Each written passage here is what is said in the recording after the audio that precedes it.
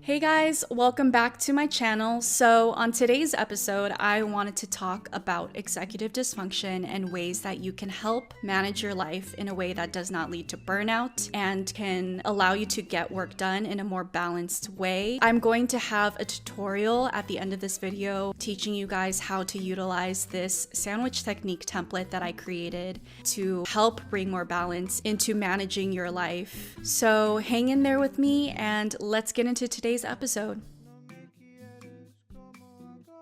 Executive dysfunction. I really don't hear people talking about this enough because this topic can seem very abstract in a sense where we think executive dysfunction is just the inability to get your life organized, to get things done. And so we really think of it as just a skill set and you're either good at it or you're bad at it. And we don't talk enough about the mental health ramifications it could have on someone who does struggle with executive dysfunction. Executive dysfunction affects a lot of neurodivergent people in such a deep capacity where it really can contribute or exacerbate mental health issues such as anxiety or depression. And a lot of the times I find that neurodivergent people who may wake up and have a bad day, they might feel a little bit more anxious, they might feel a little bit more depressed, and they think that it has to do with life's circumstances. But if you were really to think about it, it's more so about executive dysfunction, not having the ability to uphold the responsibilities of your life in a way that doesn't take a toll on your mental health. It really makes sense if you think about it that way. I find that there's a very specific pattern when it comes to neurodivergent people that our mental health begins to take a nosedive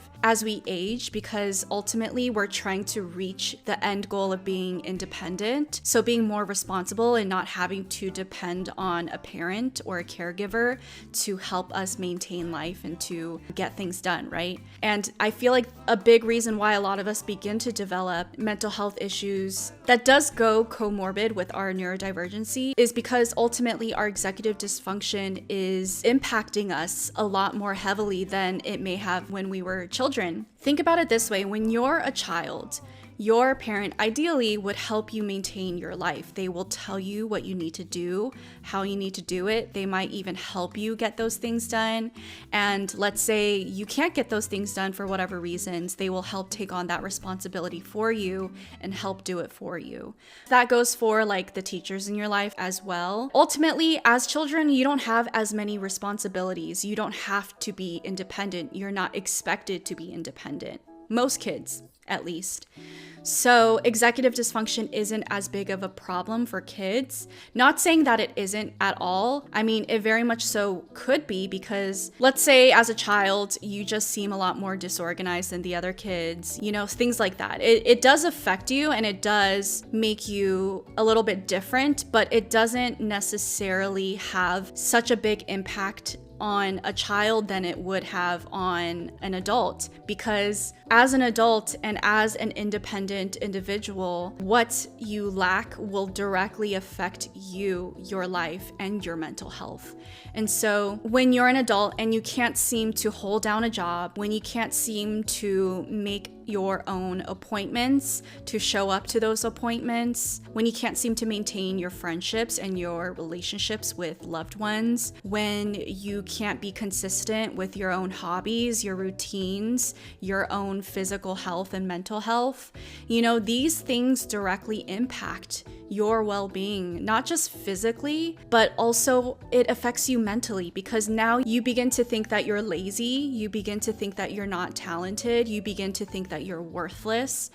And those are all thoughts that really makes someone feel depressed, because it makes you feel like, why am I here if I can't contribute anything good to society, let alone myself? Like, I can't even seem to take care of myself. is what it ultimately comes down to. And that doesn't make someone feel good. It really makes you feel really low about yourself. That affects how you ultimately show up for others in your life, right? You begin to feel as if you're not worthy of friends, family, loved ones. You're not worthy of that dream job that you wanted. You're not worthy of the life that you want for yourself because you can't seem to foster that, maintain it for yourself. What starts out as just not being able to do things begins to trickle down into your overall outlook on yourself and your self-worth. And so in that sense, this is why I think executive dysfunction is so important.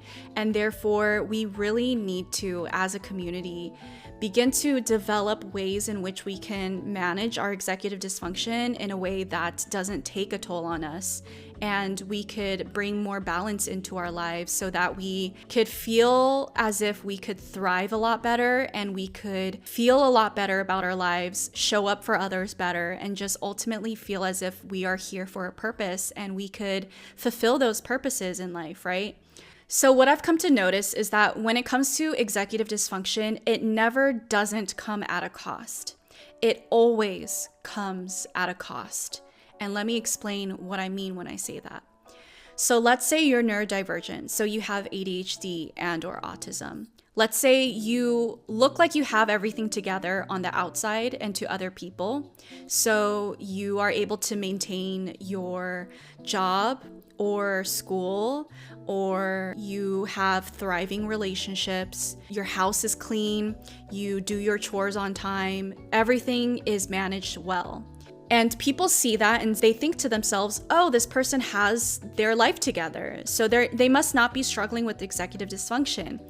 Wrong. You could still suffer with executive dysfunction and still have your life together, but it comes at a cost because that person may need to have an extreme amount of anxiety in order to have their things together because of their executive dysfunction. Let's say for a neurotypical person, having their things together isn't as hard for them because they don't have ADHD or autism. And so it comes naturally to them to do the dishes, to clean the house, to make appointments, to text their friends, all of these things. But because someone who has executive dysfunction struggles with all of these things, they need to have an extreme amount of anxiety in order to make sure that they uphold all of these things. So I've come to notice that a lot of neurodivergent people that are on top of their life, they are also very high strung. They're also very anxious because that is what it takes in order to get all of these things done. And that also has impacts on their health, mental health and physical health. On the other end of the spectrum, someone who struggles with executive dysfunction, it affects them in a sense where they can't seem to get their life together. And their life is kind of like falling apart or being held together with the thinnest of strings, right? That takes a toll on them in a sense where you could feel extremely depressed because you feel as if you may be wasting your life away. You might feel like everyone can seemingly have all of these things together so easily and you just can't seem to. And that takes a toll on your self-worth, right? And you might feel depressed. So depression, anxiety, those are kind of like those two main things that people struggle with when they do have executive dysfunction. So yeah, executive dysfunction affects all neurodivergent people. It might even affect neurotypical people, but it always comes at a cost, regardless of what you may see on the outside. And I really, really want to emphasize that, because I don't want people to think that just because someone else might look like they have everything together, that they're all good. They might still be struggling really, really heavily on the inside. And so for that, I have all the empathy for anyone out there who may struggle with executive dysfunction. For me personally, I've struggled with executive dysfunction on every end of the spectrum. I've been that person that can't seem to get things done. I've been that person that literally wakes up in the morning, lays in bed, stares at that clock, and watches all the hours tick by on the day, thinking about all the things that I need need to do, but not knowing what those things are, not knowing how to even begin tackling that list of responsibilities, feeling the weight of that pressure, and staying in bed because of that weight. And then ultimately, when nighttime rolls around, you just feel extremely depressed, but weirdly relieved that the day is over. And it's like a cycle. You feel worthless because you can't do the things you need to do, so you self-sabotage and avoid those responsibilities by staying in bed and not doing them. But that feeling of worthlessness that is a result of not being able to get those things done makes it so that you're less motivated to get those things done, because you begin to feel as if, well, what's the point? And I'm worthless anyway, so, this is what I do. I've also been on the other end of the spectrum where I was constantly doing things, succeeding at them as well, making a good amount of money, passing all of my classes with flying colors. And on the surface, this looked like an effective, successful adult. But that also came at a cost because I was also extremely anxious. And because of that anxiety, I had high blood pressure. I developed TMJ. And because of the TMJ, I developed chronic migraines because I was constantly clenching my jaw so tight from the amount of anxiety. I struggled with panic attacks and anxiety attacks on a weekly basis. Yes, on the surface, it looked like I was doing well, but underneath the surface, I was also struggling so intensely with all of these other mental health issues, which leads me into the sandwich technique. This is a technique that I intuitively developed for myself as I got to know myself and my neurodivergencies more. This is a technique that I developed in hopes of managing my executive dysfunction so that I'm not completely struggling in life, whether that's doing way too much or not doing anything at all. This helps bring more balance into getting things done so that I'm not completely exhausted or completely hopeless to even tackle the workload. Ultimately, executive dysfunction creates that imbalance of work, right?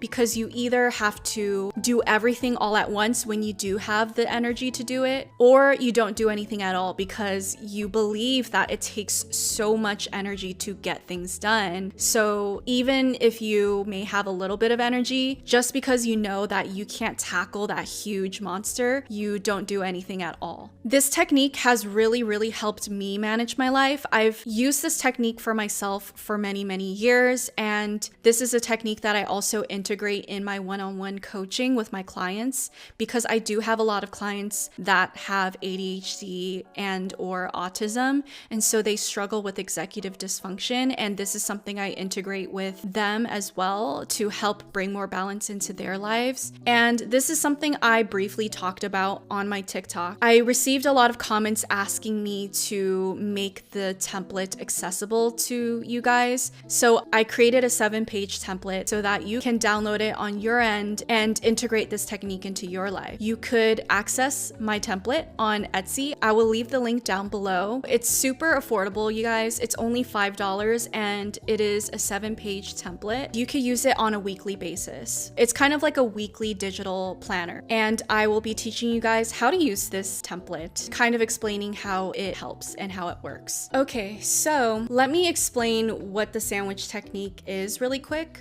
In this downloadable template, I go into what the sandwich consists of. And the reason why I use the sandwich technique metaphor is because I feel like a lot of the times we understand concepts a lot better when it is visual and when it's metaphorical. So relating it to something that we're all familiar with, a sandwich, is an easy way to understand this concept.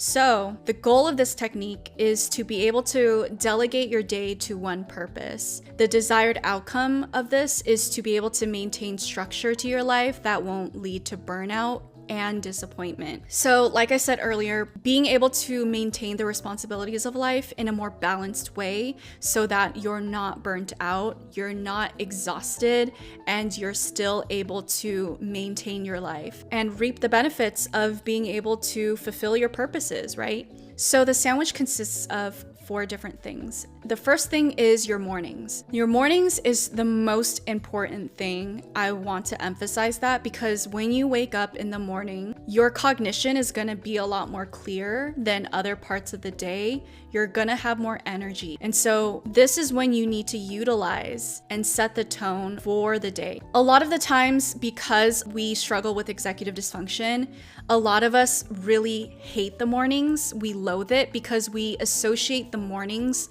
with feeling extremely stressed because we know that we have to be productive. We know that we have to get things done, and that causes us to feel extremely stressed and anxious.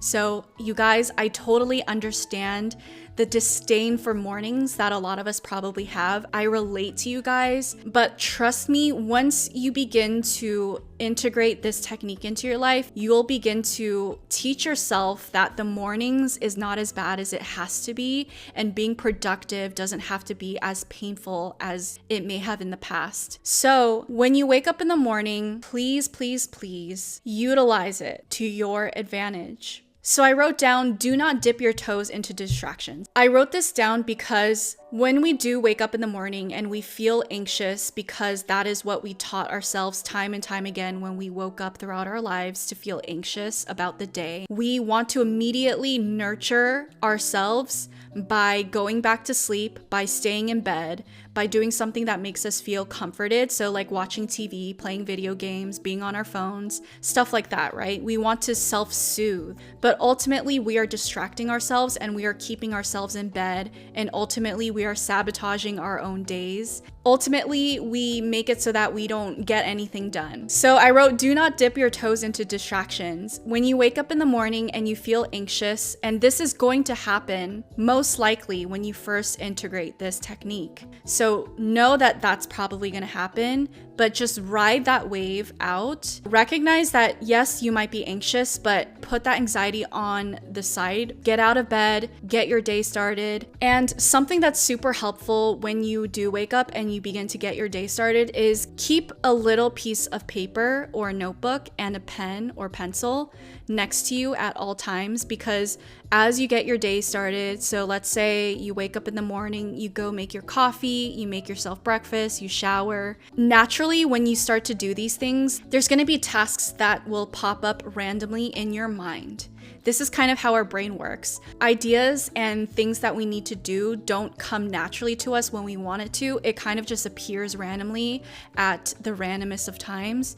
So that's why it's so important for you to be able to write those ideas and thoughts down when they come up. And writing those things down is important because once you have that thought, it completely slips the mind and you will not be able to remember it again. I know how it is, you guys, so that's why it's important to write it down right away. Which goes into the next thing in our sandwich, and that is the meat. The meat of the sandwich is the day itself. So getting the things on your list done. And I want to emphasize that this list does not have to have a lot of meat. Sometimes there's going to be days where all you have on your list is to just vacuum your room, to clean your toilet, to wash the dishes, and that is completely okay. I actually encourage that because a lot of the times, due to our executive dysfunction, we are used to getting everything done all at once, and we begin to believe because of this habit that getting tasks done is extremely tiring and time-consuming when it really doesn't have to be. We need to begin teaching ourselves that getting things done could be easy and it could be effortless. And just because it's easy and effortless doesn't mean we didn't get things done. It doesn't mean that we weren't productive. We need to start disassociating these terms from each other, right? Just because you spend a day getting these 3 easy tasks done doesn't mean you haven't been productive that day. Just because you got those 3 things done, you still have so much energy and you could get more things done, doesn't mean you have to add more to your plate and more to your list. You can very much so get those 3 things done, feel like you have energy still, but choose not to deplete that extra energy that you have and still feel as if you were productive that day. The next thing in our sandwich is the cheese. The cheese of the sandwich is the part of your day where you're unwinding. So once you've completed everything or as much as you can on your list, allow yourself to unwind. When you begin unwinding, make sure sure you set a bedtime for yourself so that you know that when it comes around to that time, you have to go to bed. I say this because it's so easy for us to get carried away once we start doing something, and it's easy for us to miss a bedtime,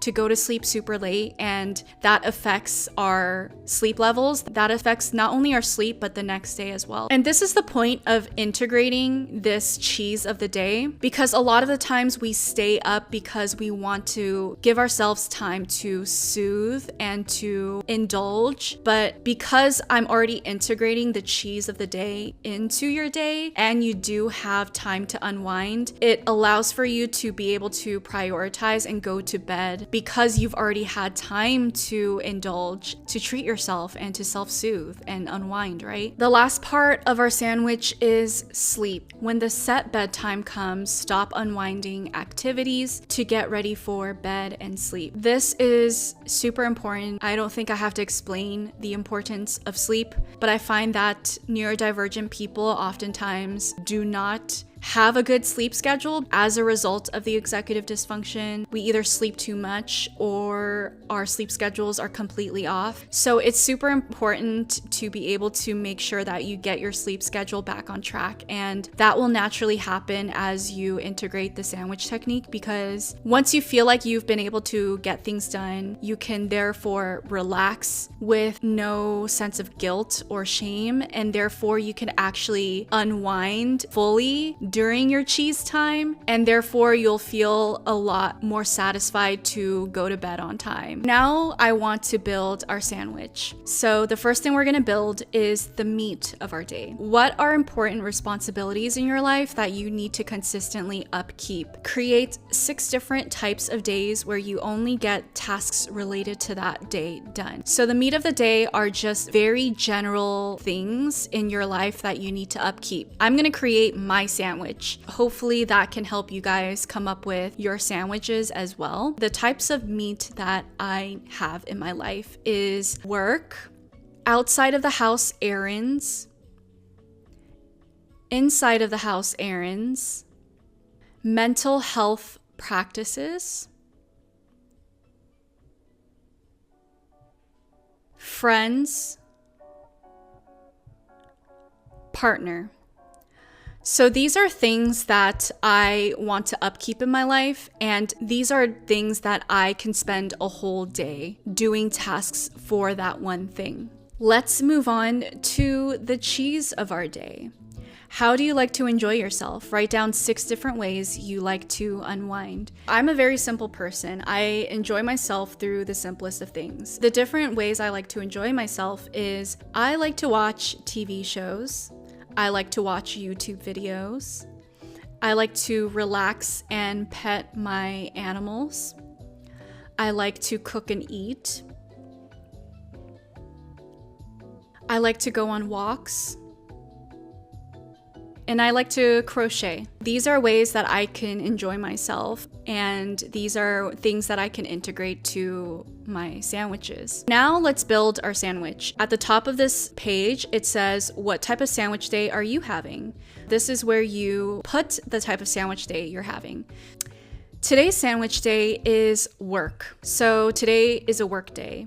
The first box, which says morning, is where I begin to put my list down. So the way I like to make my list is I write everything I need to do down on the list, even if it's the smallest task, because 1, I like to cross things off the list. 2, I need to teach myself that a task doesn't have to be something you loathe. It could be something you genuinely want to do, and therefore you can enjoy doing a task. This is what my list usually looks like on a work day.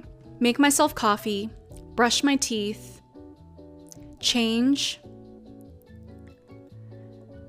meditate and breath work, feed my pets, take my dog on a walk, do my sessions with my clients, make a TikTok, journal ideas for future videos, record a video, edit a video, And so that is the meat of my day. The day is just spent doing those things. That's when you start to cross the tasks off your list. I'm gonna write down what I want to do during the cheese of the day. So what I want to do to unwind. For today, I want to unwind by eating, watching my favorite YouTube channels, and crocheting. Usually when I unwind, I give myself like a specific time to unwind. And usually that's after I get my things done. Unwinding time for me is at nighttime, and so I'll have a couple hours to unwind before I head off to bed. I stop unwinding around 10 and I begin to get ready for bed. This doesn't necessarily mean I have to sleep, but I at least have to be in bed. Once I'm in bed, I could be listening to a video, I could be listening to a podcast, I could be watching TikToks, but regardless, I'm in bed and I'm basically ready to fall asleep once I'm tired. That's kind of what a work sandwich day looks like.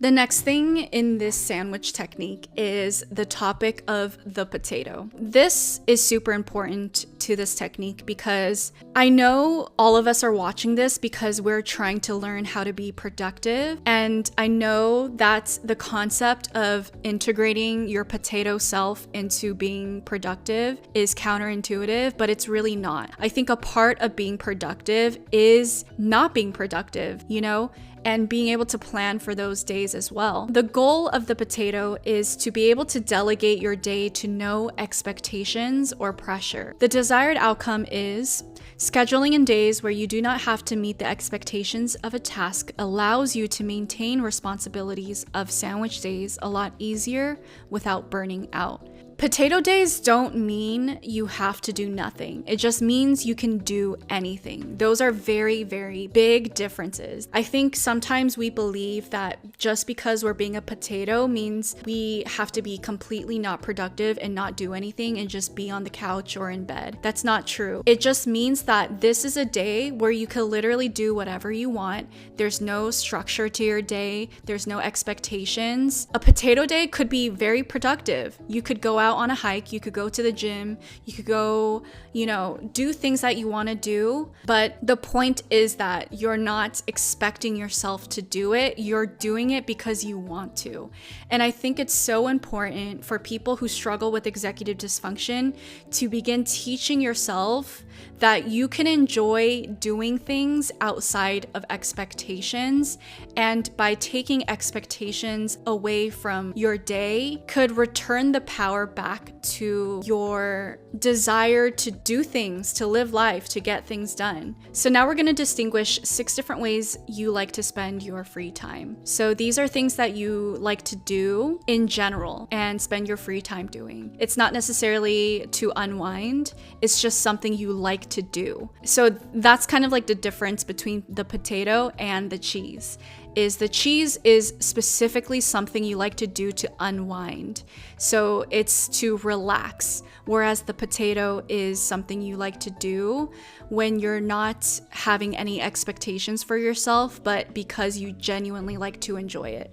You could take up energy doing it, or you could replenish energy doing it. Either way, you feel fulfilled. So for me, my potatoes are jujitsu, hiking, road trips, traveling, shopping, rearranging my home.